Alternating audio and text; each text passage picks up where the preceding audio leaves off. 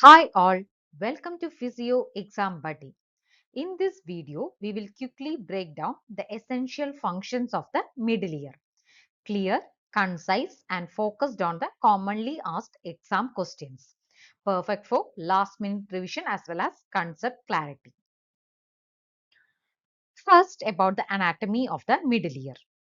Middle ear is basically an air-filled cavity as you see in this picture in the petrous part of the temporal bone.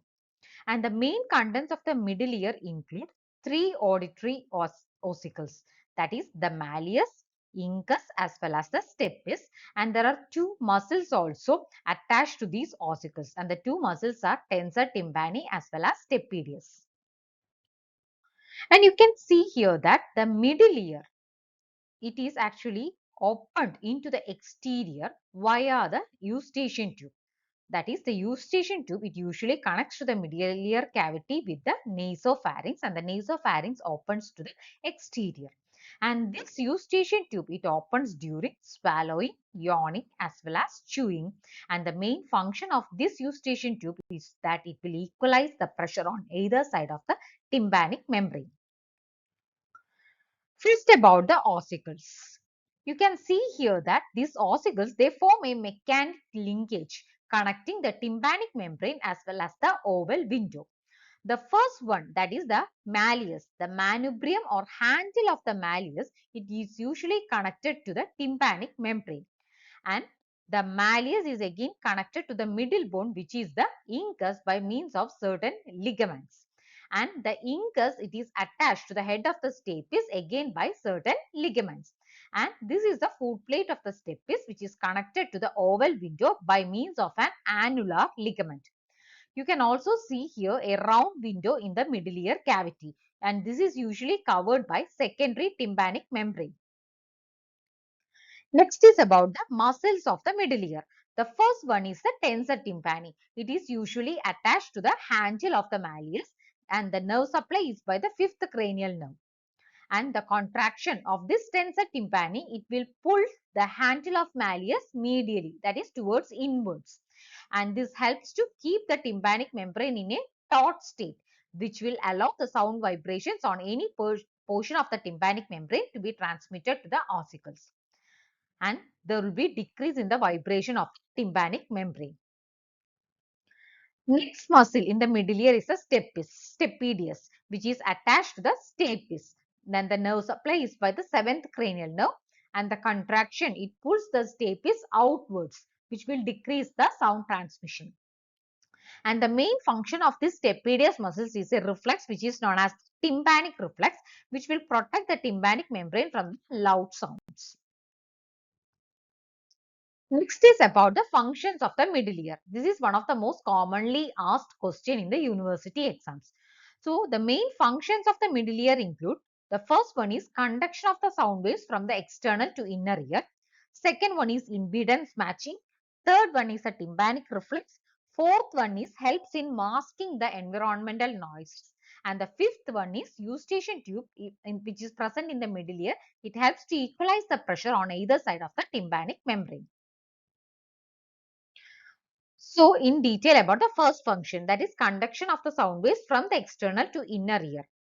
The sound waves, when strike the tympanic membrane from the external environment, it will produce to and from movements, which is transmitted to the ossicles, and these ossicles, they will move as a single unit, and it will produce movement of the oval window.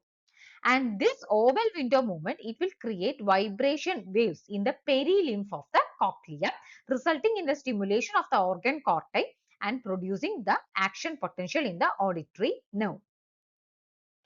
Next is about the impedance matching.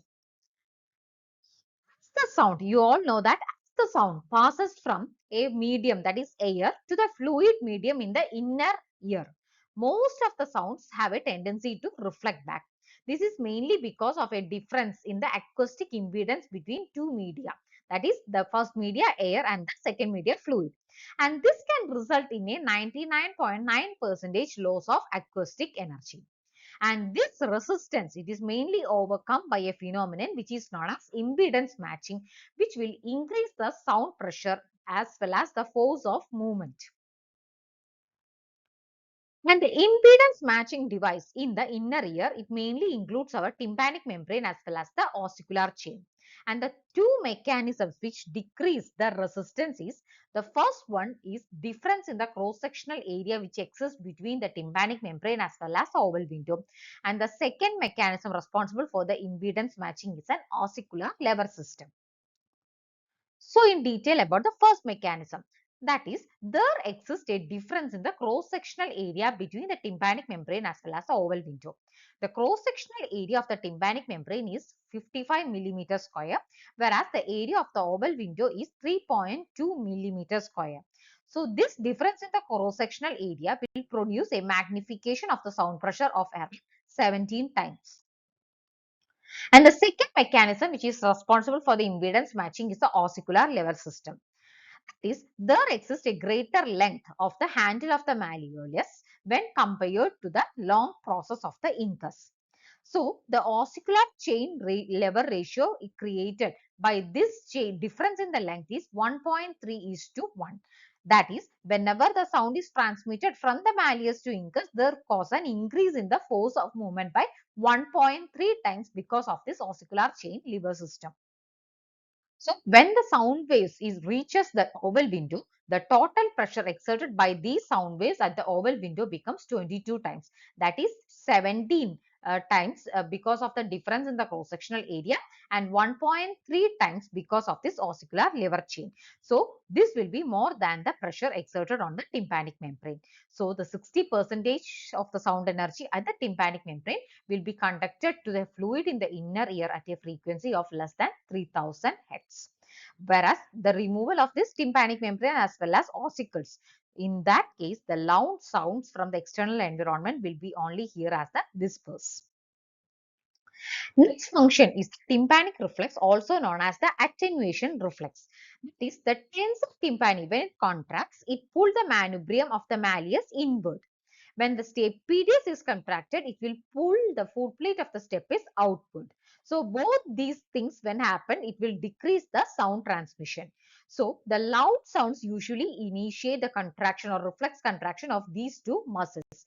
So, this reflex is basically a protective mechanism, that is, it will prevent the strong sound waves from excessive stimulation of the auditory receptors.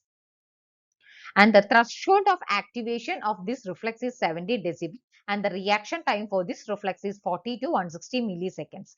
But there occurs no protection against sudden loud sounds like explosions as well as gunshot because of this tympanic reflex or attenuation reflex. And the next function, it is a masking. That is, whenever the middle ear muscles contracts, it enhances the sound transmission to the cochlea in a frequency range of 1000 to 2000 Hz. And it will actually mask or attenuate all the responses above or below this frequency. And this, the main function is that it will actually improve the sound transmission in the range of our voice communication. Whereas it will also remove a major share of backward noise. And this process, it is known as the masking. And the last function of the middle ear is that the eustachian tube, it will equalize the pressure on either side of the tympanic membrane. That is, whenever there occurs any obstruction of the eustachian tube, there will be absorption of the air in this middle ear. So, the pressure falls and there will be bulging of the tympanic membrane to the middle ear, producing earache as well as loss of hearing. And there occurs also unequal pressures in procedures like diving as well as flying. And at high altitude, where the low atmospheric pressure, you all know that in the high altitude, the atmospheric pressure is very low. So, in those cases, the middle ear expands and there will be increase in the pressure. So, the tympanic membrane has a tendency to bulging outward. That is why you will feel the discomfort during when you are rising to the high altitude in the road or as well as in the flights. Thank you.